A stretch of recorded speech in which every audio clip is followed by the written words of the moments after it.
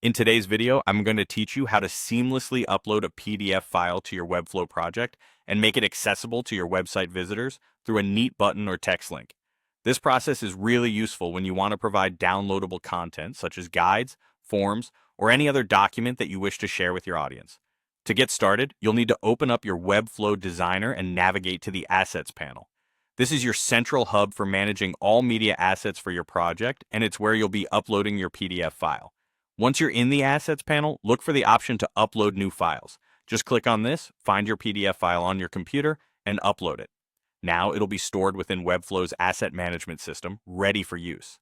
After successfully uploading your PDF, the next step is to add a button or a text link to your page. To do this, click on the Add panel on the left side of the designer.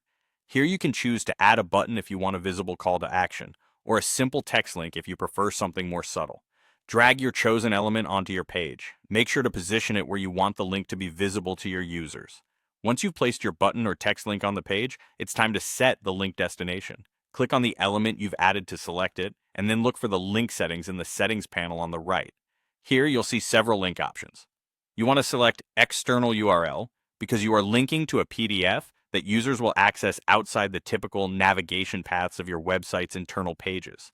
Now we need the direct URL from the Assets panel. When you uploaded your PDF, Webflow automatically provided a direct link to that file. Go back to the Assets panel, locate your PDF, and copy the URL that's specific to your document. Head back to the button or text link you've just created, paste the URL into the provided URL field. This will link the button or text to your PDF, so when users click it, they'll be taken directly to your document. Finally, all that's left is to save and publish your page. Once you hit the Publish button, your changes will go live and your PDF will be accessible via the link you've set up. Make sure to test the link by clicking on it in the live preview or visiting your site to ensure it opens the PDF as expected. And there you have it, a simple, effective way to share PDF documents with your website visitors using Webflow. Whether it's making your latest report available for download or offering a handy guide directly from your page, this method ensures your documents are easily accessible. Thank you for watching, and I hope you found this guide useful.